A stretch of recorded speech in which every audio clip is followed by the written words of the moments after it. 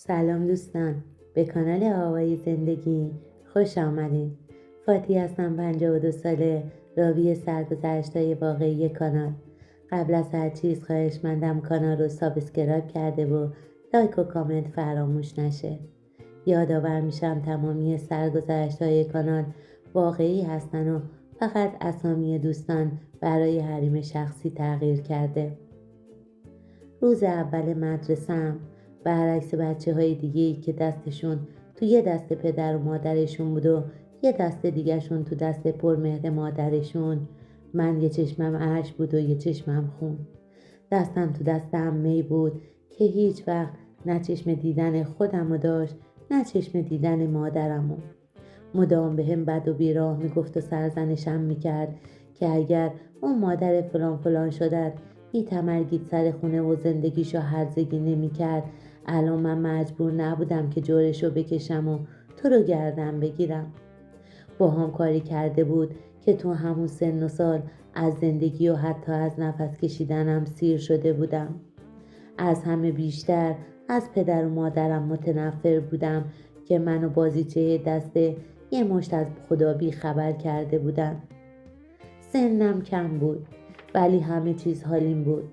از بس اون 6 سال عمری که کرده بودم همه جور بدبختی به چشمم دیده بودم.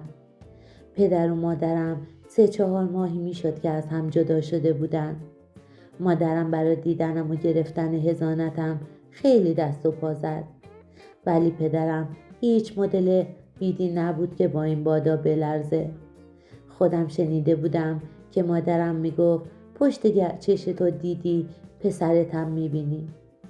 بیتابیا و شب بیداریا و لجبازیام واسه دیدن مادرم دلی از پدرم نرم نمیکرد. سر حرف خودش مونده بود تا جایی که مادرم هم کم کم پذیرفت تلاشش کاری از پیش نمیبره و مرغ بابا یه پا داره. از اونجایی که پدرم بیشتر سر کار بود و نمیخواست من تو خونه تنها بمونم، صبح تا غروب منو میذاش خونه عمه زری و شب به شب خسته و کوفته میومد دنبالم و با هم میرفتیم تو خونه‌ای که دست کمی از ماتم کرده نداشت. خونه‌ای که بیروح ترین و سردترین نقطه جهان بود و بدون حضور مادرم بدترین و نفسگیرترین حس دنیا رو برام تداعی میکرد.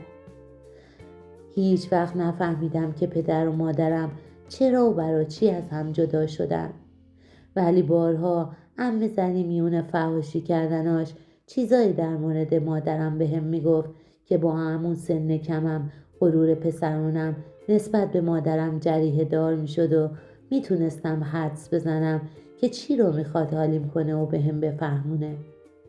اما پدرم با وجود اینکه از مادرم جدا شده بود و بارها گفته بود حتی نمیخواد برای یه بار دیگه هم شده چشم تو چشم بشن و باهاش روبرو بشه، هیچ وقت پیش من از مادرم بدگویی نمیکرد.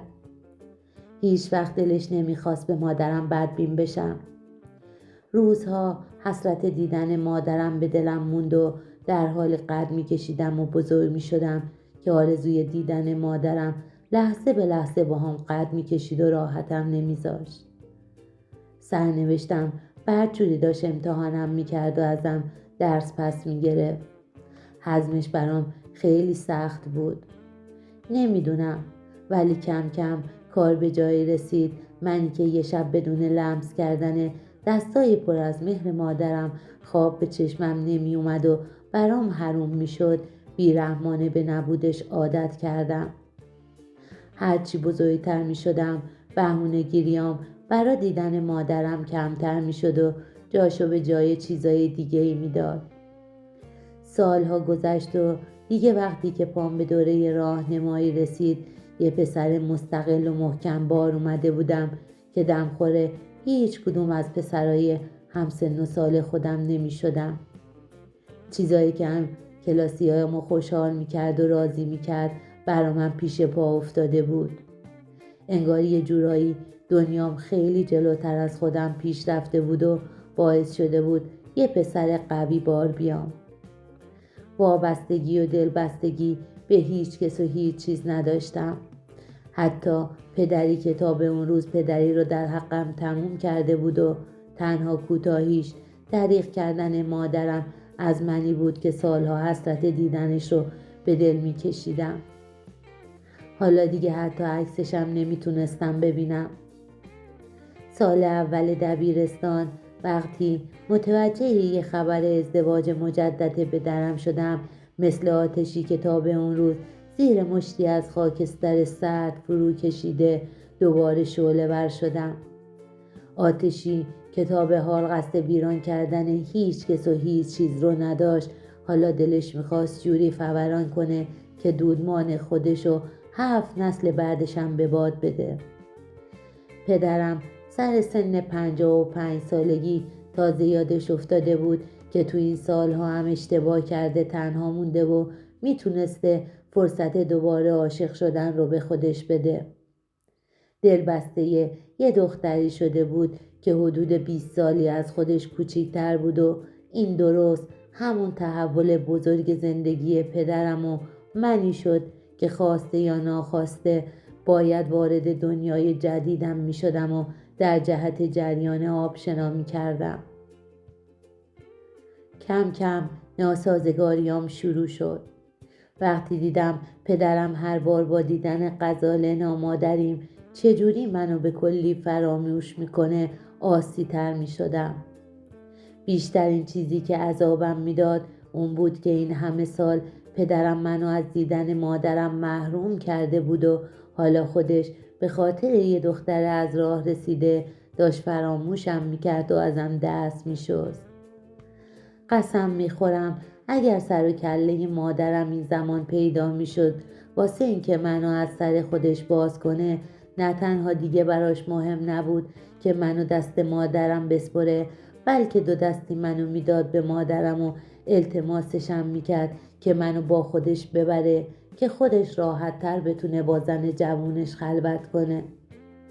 ولی خب افسوس که دیگه خیلی دیر شده بود، چون 10 سالی از رفتن مادرم میگذشت و حالا دیگه هیچ کدوم از اقوام خودشم ازش خبر نداشتن و مادرم جوری خودشو از دست همه اقوام و از دست زندگی تلخش گم و گور کرده بود. با تمام وجودم خودم و سربار زندگی پدرم و غزاله میدیدم. به خاطر همین آزادی های بی حد و مرزی که پدرم برام قائل می شد شروع شد واسه این که کمتر به پر و پای خودش و غزاله بپیچم، یه جورایی مزاحمشون نباشم. اونقدر به هم آزادی میداد که اصلا دیگه خونه پیدام نمی شد و بیشتر وقتم و با دوستا و رفیقای همسن و سال و حتی بزرگتر از خودم میگذروندم. این بدترین قسمت ماجرا بود، چون خیلی ازش نگذشت که بین همون دوستای به اصطلاح دلسوزم نخ نخ سیگار میون انگشتام خوش شد و پام به جاهایی باز شد که برای پسری به سن و سال من پایان همه چی بود. کار به جایی رسید که تو همون دوران دبیرستان که هنوز پشت لبم هم سبز نشده بود، شبا رو تو مهمونیایی صبح میکردم که به اندازه قد و قوارم نبود. تو آغوش زنایی صبح به صبح چشم باز میکردم که فقط عاشق جوونی و قلب دست نخوردم بودن که به یغما ببرن. زنایی که به قدری ازم بزرگتر بودن که اگر یه موقع با هم وارد رابطه می شدن نه تنها دیگه دست بردارم نبودن، بلکه برای به دست آوردنم کلیم برام خرج می کردن و مثل بچهشون تر و خشکم می کردن. قسم می خورم حتی لحظه‌ای کنارشون احساس لذت نمی کردم. اگر گهگاهی می رفتم پیششون فقط به خاطر خالی کردن عقده‌های درونی و روانیم باهاشون وقت میگذروندم. از بس بیکس و کار بودم واسه خالی کردن جای خالی نداشته هم فقط تشنه محبت و توجهشون می شدم. حس می کردم هر کاری باید بکنم تا دست خالی از اون شرایط بیرون نیام. دبیرستان رو در حالی تموم کردم که پدرم غرق خوشبختی پر از زرق و برقش با غزاله بود. منم غرق دنیای مزخرفی که برا خودم ساخته بودم. دیگه به جایی رسیده بودم که رابطه با اون همه زن سن و سال دارم ذره‌ای تو حال بدم فایده‌ای نداشت. حتی رابطه با اونام برام یه جور عادت شده بود و فقط داشتم آینده و جوونیمو به پای اونا خراب می‌کردم. بعد از تموم شدن دبیرستانم دیگه تصمیم گرفتم برا همیشه راهمو از پدرم و غزاله جدا کنم. رفتم با دوستم مسعود تو خونه مجردیش شروع به زندگی کردم. پدرم که منتظر چنین خبری بود خیلی زود موافقت کرد و فقط سر و ته پدریش رو با تعیین کردن یه مبلغ پول تو جیبی که برام تعیین کرد سر هم آورد. بعدم منو با یه چمدون لباس راهی سرنوشتی کرد که تا به اون روز هیچ مدل رقم نخورده بود. از وقتی با مسعود رفتم و هم خونه شدم دیگه حتی خیلی پدرمم نمیدیدم و ازش خبری نداشتم. یه مدت که گذشت و دیگه 22 ساله شده بودم انقدر به زندگی جدیدم عادت کرده بودم که حس می‌کردم بهترین زندگی رو دارم و دیگه جور دیگه‌ای نمیتونم زندگی کنم. یه جورایی زندگی رو قبول کرده بودم که قسمتم این بوده و باید حقیقت رو قبول کنم که بدبخت و بیکس به دنیا اومدم و فقط سهمم از این دنیای دور و برم همین آدمای اطرافمن که روز به روزم بیشتر به تباهی نزدیکم میکردن. زندگیم خالی از هیجان و موفقیت سپری میشد تا اینکه یه اتفاق باعث شد جبران تمام اون بدبختی‌ها و غفلت‌هامو سرم آورد. بهم نشون داد هیچ چیز دنیا بی پایه و اساس نیست و یه روز برای دونه دونه اشتباهاتی که کردی باید سنگین ترین تقاضاها رو پس بدی. اتفاقی که مثل یه سیلی جوری به جسم خواب زدم نشست که برای همیشه از خواب غفلت بیدارم کرد. ولی افسوس که برای پشیمونی دیر شده بود. شبی که حالم خیلی خراب بود و یه جر و بحث جزئیم با مسعود پیش اومده بود از خونه بیرون زدم. میخواستم تنها باشم تا خود صبح. رفتم تا خود صبح تو خیابونا بگردم و اونقدر سر خودم و سرنوشتم فریاد بزنم که گوش فلک رو کر کنم تا شاید فریادام به گوش خدا برسه و از خلقتم پشیمون بشه و گرفتن نفسام بهترین حال دنیا رو نصیبم کنه. ساعت حدود 3:30 نیمه شب بود. بی هدف کنار خیابون راه میرفتم و تنها عکس‌العملم به شمارش نفس کشیدنم، تنها نشونه زنده بودنم پک زدن هر از گاهی به سیگار روی لبم بود.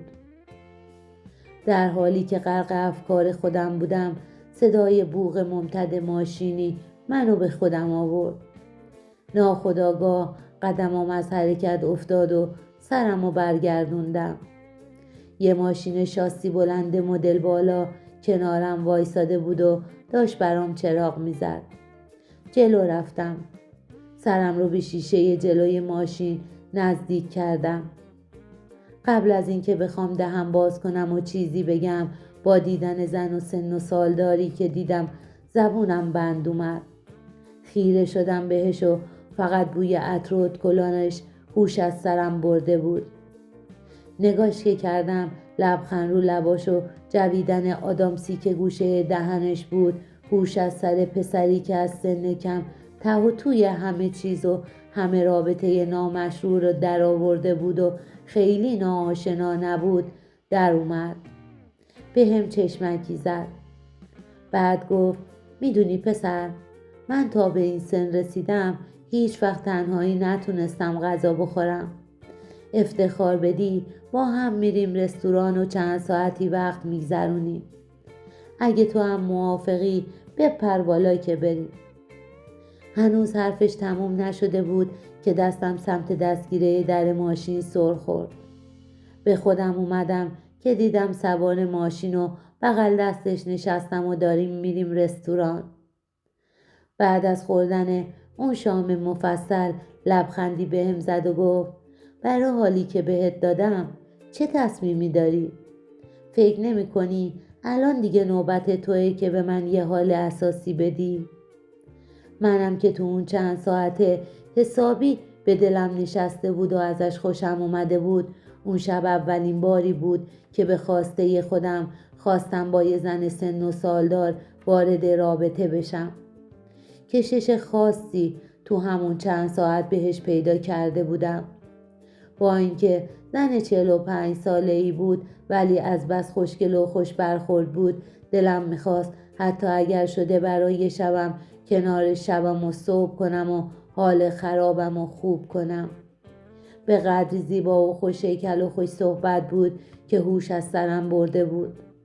همینطور که تو فکر بودم چیزی نگذشت که خودم رو تو خونه لوکس و بزرگش تو بالا شهر پیدا کردم. وقتی وارد خونه شدیم انگار فقط من نبودم که برای رابطه و لذت بردن باهاش دست و پا می زدم. چون به محض رسیدن تو پذیرایی خونه دستم رو گرفت و برد طرف اتاق خوابش و بعدم چیزی که ساعتها منتظرش بودم اتفاق افتاد. خیلی از شروع رابطمون نگذشته بود. با تمام وجودم احساس کردم نمیخوام اون شب صبح بشه. از بس حال خوبی پیدا کرده بودم با خودم شرط کردم هر اتفاقی بیفته دیگه دست از سرش بر ندارم. چند ساعتی که با هم بودیم و حسابی خوش گذروندیم دیگه دمدمای صبح شده بود. هر دومون گرسنه شده بودیم. بهش گفتم من میرم بیرون تا برای صبحانه یه چیزی بخرم و برمیگردم.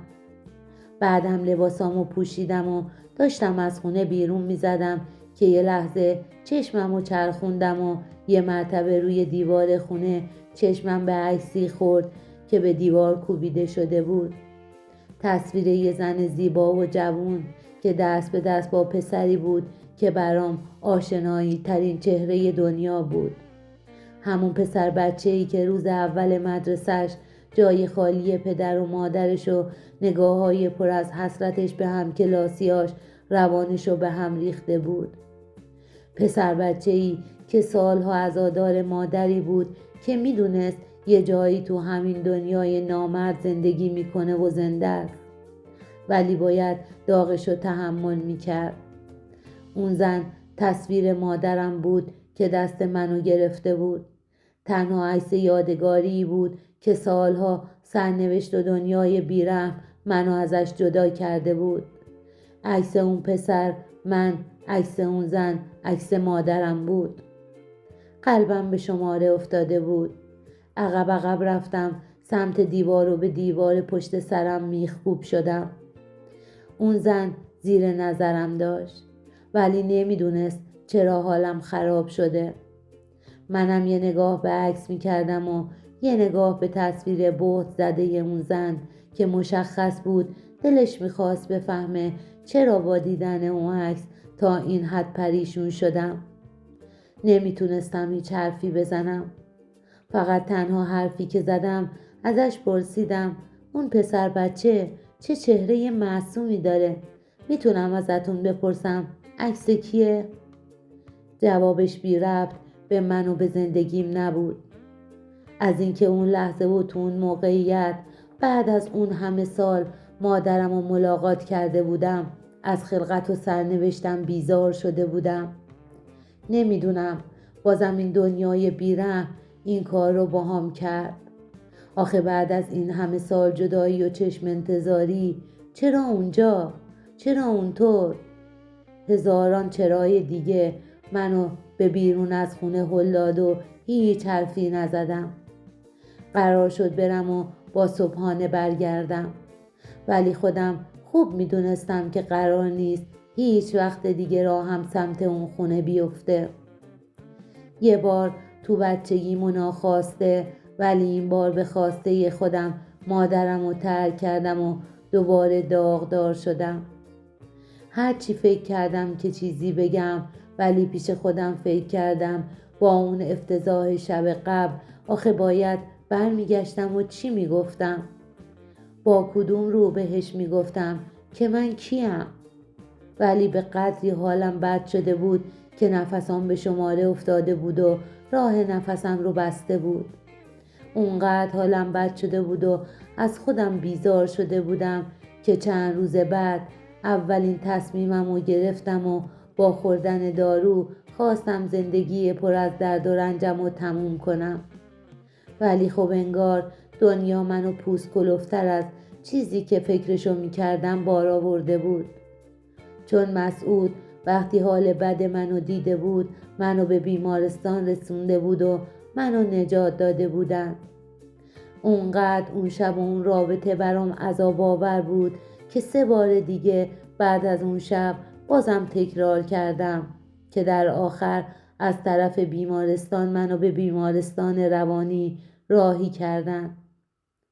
2 سالی تو بیمارستان روانی و زیر نظر پزشک روانکاوم ادامه دادم. فعلا دارم دارو مصرف میکنم و به زندگی که اصلا هیچ علاقه‌ای به ادامه دادنش ندارم ادامه میدم. از اون شب و از اون رابطه لعنتی هیچ کس به غیر از خودم با خبر نشد. بار سنگین اون اتفاق بدترین تقاص سرنوشتی شد که حالا آرزویی جز مرگ ندارم. منی که خیلی دیر و بی موقع به آرزویی که سالها تو دل و قلبم داشتم رسیدم، ولی آرزویی که با نادونی و بلحوثی خودم از دستش دادم. دوستان عزیز، مرسی که با لایک کردن و گذاشتن کامنت از ما حمایت میکنین و به همون دلگرمی میدین. اگر به سرگذشت‌های واقعی دوستان علاقه‌مند هستین میتونین از زیر ویدیو و از طریق دکمه سابسکرایب و مشترک شدن عضو کانال ما بشین و با زدن زنگوله کنارش اولین نفری باشین که از ویدیوهای ما با خبر میشین. ممنون از اینکه امروزم تا آخر این تجربه و سرگذشت در کنار ما بودین. شما عزیزان رو به خداوند بزرگ می سپارم. خدا یار و نگهدارتان.